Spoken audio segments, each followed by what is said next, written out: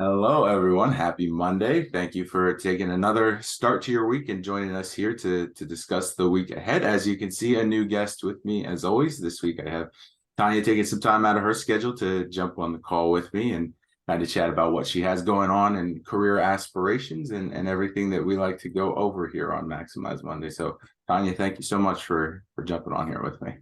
Well, thank you for having me.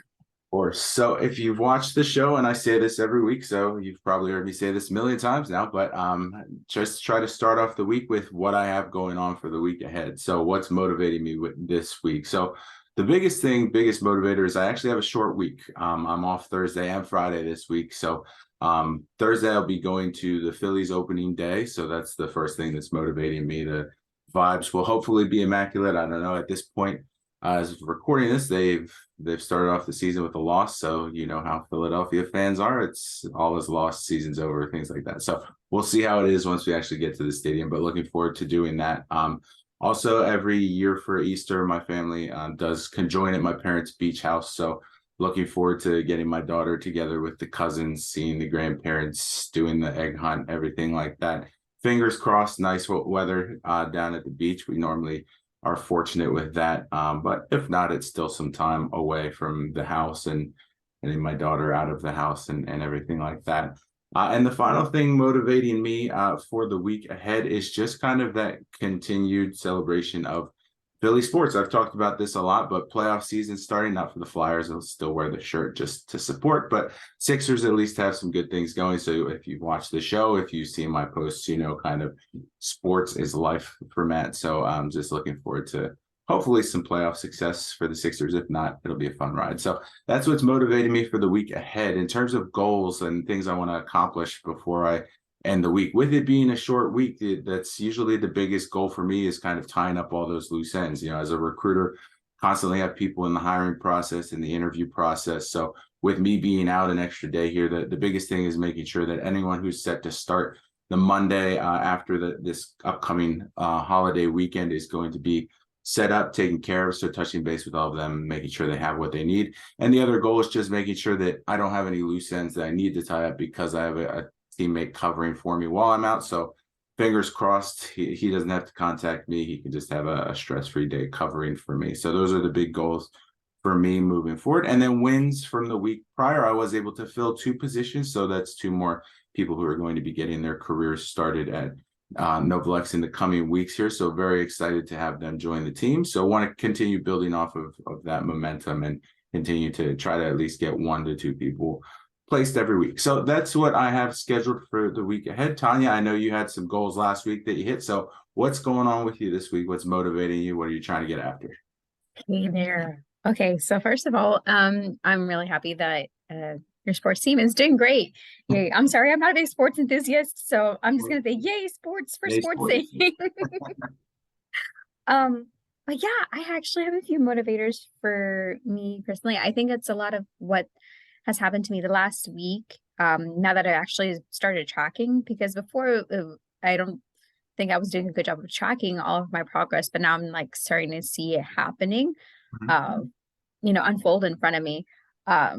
So as you know, I've been on the job search for a few months, and this past, I would say 2 months, I've really been very proactive about job searching. And I think a big mistake is that we use the whole spray and pray method, but we can talk about that later. Right. So let me talk about my three biggest motivators, I could say. Is one of my biggest motivator is to create connections with people. And then it's not just, oh, let me see how many numbers I can get. No, like I legitimately want to connect with people and get to know people. And I mean, that's one of the reasons why I joined this call today, actually, was just because, hey, it's a new face. I don't know you. I want to get to know you. So that's one of my big motivators. I think maybe that might be like the root motivator of everything that I'm doing, in all honesty. Um, yeah, I guess that's also again related back, but it's just also, expanding my network and providing not just, my own experiences, but I think insight and encouragement. Because a lot of times, you know, we get bombarded with all these facts and information or like these helpful hints and such, but a lot of times we don't get the, like, I guess the emotional aspect of the encouragement. So we're like, we get told, here's a checklist of what you need to do, but then it's like, I need someone to be my personal hype person, you know? And that's something that I like to do for other people. So Yeah, I think definitely. those are my biggest motivators. Um, yeah, it's being, I guess, you know, creating more connections, but also being everybody's hype person. Mhm. Let's see. My biggest goals for this following week. I think I want to expand back on the goals that I was listing in my posts. Definitely. Um, because I realized that I was able to hit them by Wednesday. Awesome. Yeah. But Um, so maybe I think maybe pushing myself a little bit further. So I last week I was saying, okay, well, I'm gonna make 50 connections and you know, without the help of Social Saturday or you know, one of those like uh I like to call them jumbo posts because like everyone gravitates toward them but never does anything with that, Mhm. right? So making like actual connections with purpose, right? And then actually meeting with people face to face, well, in this case, you know, Much screen as to screen. um, yeah, you know, meeting with people screen to screen, and which my goal for meeting people to screen was actually 10, and I did that. So I think I'm gonna expand it up to like 20, see if I can get that nice. many. And I said, okay, I'm going to get 3 interviews. Well, I ended up getting 5, so maybe try to. I don't know if it's realistic to say 10, but maybe try shooting for 7. You know, who knows? Sure. There's, you know, there's a whole, I guess you could say, land of opportunity just through, you know, making genuine connections with others. Definitely. Um, my biggest win has nothing to do with, I guess, the overall net, I guess, goals. Although that was cool to meet them, I Mhm. think the biggest win was I was actually talking to someone who was talking about how they were struggling with having the courage to like write out their thoughts Mhm. and you know, be able to share that with others.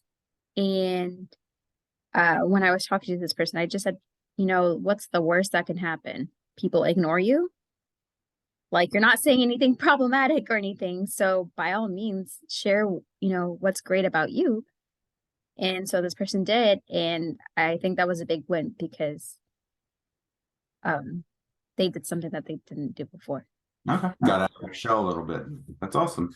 I really liked what you said about the value-based connections that you're trying to make here, because you're absolutely right. There's so much that can be done through LinkedIn, but then sometimes it's just kind of you get that comment, you get that like on the post or that share, and then that's kind of it. So, having someone that you build that connection with beyond just the interactions on the post is certainly going to provide more value in terms of the long run, especially like you said, there's a lot of people right now that are looking for a new job. So being that person's hype man is certainly important because you need to kind of have those people that are going through the same thing so you can rely on each other. That's certainly a big part of building that network. And you seem to have been doing that a lot recently. So how much has that helped you kind of accomplish those goals in terms of the ones you set for yourselves, you crushed them midweek, so being active, building those connections, is that kind of hand in hand for you? Yes, 100%. Like, I mean, just to give you an idea, just like compared to like last month, I think last month I had maybe 300, 400 connections on LinkedIn. And most of those people were like people that I had already known from, you know, the back, either back in the college days or, you know, friends and such. Mhm. Um, and that's about it, Right. which, you know, yeah, your friends are going to support you and such, but if at the same time, if you're only limiting yourself to that small of a network, then you're missing out on so much more. So once I started becoming a lot more active, like, I mean, just within a month, like I went from 3 to 400 to now, I think I'm like 5 shy away from 1,300. Nice. So Yeah, certainly helps. Yeah, so it definitely helps. And again, it's not to say, oh, this is a numbers game or anything, but no. I mean, earlier today I was actually on another call with someone else that was just talking about how like you when you're connecting with people on the platform, a lot of times it's very much transactional as Mhm. opposed to being relationship oriented, which that's not the way to go. Right. Like if I'm connecting with you, it's not just because, you know, I specifically want that job that you were talking about, right? It's going to be because like, hey, I want to get to know you. Mhm. And then if you do have some sort of opportunity out there for me, then that's great, but I'm not going to expect you to automatically get me a job, in XYZ place, And a lot of times too on LinkedIn we see people who are just messaging each other, but then like within like two messages of hey, how you doing? Then it gets to, by the way, here's all these great products that I have to offer to you. I can write your resume for you, or you can join my somewhat sketchy MLM. Uh, Like, which that's not okay either. right. It's because it's like if you are asking to connect, you like I think it's you're asking to actually create genuine, well, connection. Yeah, absolutely. Absolutely. I think that's kind of lost on a lot of people. You're right, especially in the recruitment industry. I've reached out to people. I have people reach out to me all the time that want to work and partner on roles, things like that. And then when it's a quick, no, I'm sorry, we're not doing that right now, that's the last I hear from them. So other times there's people that get that no and still continue to have conversations with me about other stuff. And so when those opportunities then come along, who's more likely am I going to remember in terms of, oh yeah, I know this person that can help me with this. So you're absolutely right in terms of not being as transactional on LinkedIn is certainly a plus. So the reason I had reached out to you and you had agreed to be on the show, you have the green banner on, you're looking to transition into something in either recruiting or marketing, but you come from an educational background. And that's something that I did as well. I transitioned from teaching into recruiting. So I certainly know kind of the skills that you can transfer over. But for you, was that kind of always in the back of your mind as recruiting, marketing were kind of fields that you were interested in, or did that just kind of fall into your lap and you were like, oh, this does kind of align with what I want to do. Let me do more research into it and found that that was the right path for you. Actually, I do have experience with recruiting and marketing prior to getting into teaching. Perfect. So it was in an educational setting. So I previously worked for the University of Kansas, and I was pretty much, working on the front lines of recruiting international students to come attend the university, Gotcha. which that's a very hard sell. Yeah. Not, no offense to University of Kansas, because, I went there, I loved it, but it's kind of hard to convince someone from like, really big cities such as like Beijing and Dubai and Riyadh, hey, come spend over $200,000 on your education to come study in a small town in eastern Kansas. Because most people, especially from an international standpoint, when they think of America, they think of, California or, New York City or Chicago. Um, so Kansas, they're like, what's that? What can I do there? Yeah. And so a lot of it was just like, selling them on the value of the like, hey, yes, it's going to be in a small town, but that's actually a good thing because you don't have to deal with LA traffic in order to get to school. You can literally walk from your apartment to the school in 15 minutes. We also have, free transportation to get you from one place to another. So you don't have to worry about commuting as an issue. Also, just driving distance, even the furthest part of town to the university is about 15-20 minutes or so. So, in all reality, like this is a pretty convenient option for you. Mhm. On top of that, cost of living is, low. So, especially for the people who got sponsorships from their governments to go study abroad, like they got to take home a lot of pocket change because they don't have to worry about, spending $2,000 on rent like you would in like NYC, Mhm. right? You're only, well, back in the day, not now because I can't speak to what the rent prices are now. But like back in the day, you could get, you know, $500 for a decent apartment. Mhm. So Yeah, yeah, definitely. So now, as someone who is recruited, went into education, now looking to kind of explore those opportunities again, I'm sure you've known all the skills needed to be a successful recruiter. So, from your time in the classroom and everything that you've developed, as you know, in as an educator, what are some things now that you feel even more confident in terms of your ability to come in and succeed in a recruiting role because you've crafted those skills even more? relationship building. Mhm. I think that's the number one thing. Like you can be amazing at searching through databases and finding contacts and, you know, finding the right people on paper, right? But if you don't have the capability to develop relationships with, you know, the various clients that you're trying to recruit for, and if you can't develop relationships with the people that you're trying to get on board, then you can forget about recruiting. Right. Absolutely. Absolutely.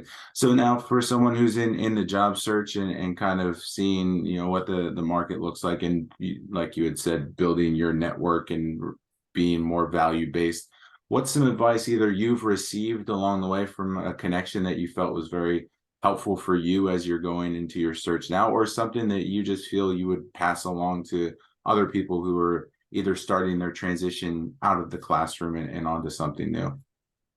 Mm. I think a big advice I would say specifically for the transitioning teachers is to advertise yourself as the job that you want. Um, because if you are heavily focused on all of your accomplishments in the classroom, you're going to get passed along because they're going to just see a teacher, right? Mhm. But if you can show your accomplishments that you did as a teacher and somehow relate that back to whatever you're pursuing, then that can help you, I guess, advance in your job search. I guess a big example is like if you were the teacher that was constantly planning the field trips, okay, that sounds like a project manager. But guess what? Someone who comes from a primarily project manager background is not going to see that. They're just going to say, "Oh, you babysit kids," you Right. know. But if you can say, "Listen, I contacted vendors, I did budgeting, I, ensured that everyone was in the right place at the right time, and like I did scheduling, I made sure everything got done," right? That tells someone with a project manager background, oh, okay, maybe they have some of the skills that we need, right? Mhm. Um, I think also if you're, for example, getting into something that's like a content creation type role, such as like, either copywriting or, different aspects of marketing, if you can really sell yourself as being a content creator, because guess what? Teachers make lots of content, okay? We're making websites for the parents to see. We're making newsletters either every single day or at least once a week. Mhm. Uh, we're constantly creating flyers and other, cutesy stuff. Guess Mhm. what? Your cutesy creative skills are actually something that could be very useful if you're trying to get into um, something such as like advertising Yeah. or marketing. Yeah. Things a lot of people lack. So let me ask you this then, in terms of the biggest question we'll see. And admittedly, I am not a resume expert. So when people ask me about their resume, Mhm. I don't know. I look at them all day. I know what I'm looking for in certain situations, but when they're saying, what can I put on my resume to stand out more? That varies, hiring manager to hiring manager. So for you, when you went into updating your resume as you're looking to pursue these new opportunities, is there anything that you kind of look for in terms of this is what I want to do, this is what I want to highlight, and how you went about doing that? I mean, I'm not going to say I have a good resume because, in all honesty, I probably don't. Right. What is that, right? Because like, in all honesty, I probably don't have a great resume. Um, I know what probably should be included. You should probably be including lots of data or numbers. For example, if you just say I sold stuff, all Great. right, how much did you sell? Yeah. Like how much was that worth, right? Um, if you said I, recruited students to come to the university, okay, how many? Right. I created newsletters. How many?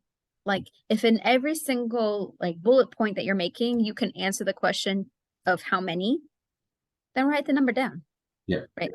And I think sometimes, because like this was something someone was telling me, she's like, well, I don't remember the exact percentages of, you know, of how well my students did or how well this was done. I'm like, well, do you have a general estimate? Well, yeah, kind of. I'm like, okay, well, were you decent at your job? Well, yeah. then then put that down. Like quantitative stuff for sure. Yeah, I think that's a big thing. Look at resumes of people in the field that you're interested in. So if you're looking at going into project management, find some of, those top project management people that you see on LinkedIn. Look at their stuff, copy it down onto a Google Doc, and then start looking at parts of your resume that you can make look similar to those uh, points. Mhm. Um, Use some of the keywords that you're seeing in some of their resumes as well. It doesn't hurt to just look. And, if there are people who are generous enough to actually look at your resume quickly without charging you $150 fee, you know, to help you beat the ATS, then by all means, which guys, the ATS is not real. It's not real. You said Well, it's real. Okay, let me rephrase that.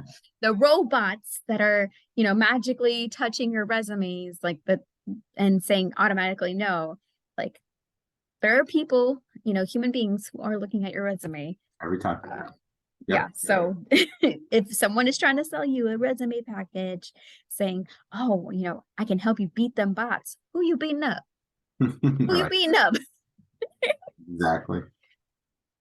Exactly. Well, Tanya, I thank you so much for jumping on here with me. I really wanted to have you on just because I saw all the posts you're making and crushing your goals, and that's kind of the overall message of the show here is setting yourself up for success week to week by hitting achievable goals and, like you said, building on them. So if you're not connected to Tanya yet, make sure that you are. Thank you so much for watching. We will see you next week. Well, actually, we won't see you next week, holiday week. Following week, we'll be back mid-April. Have a good week, everyone. Thank you.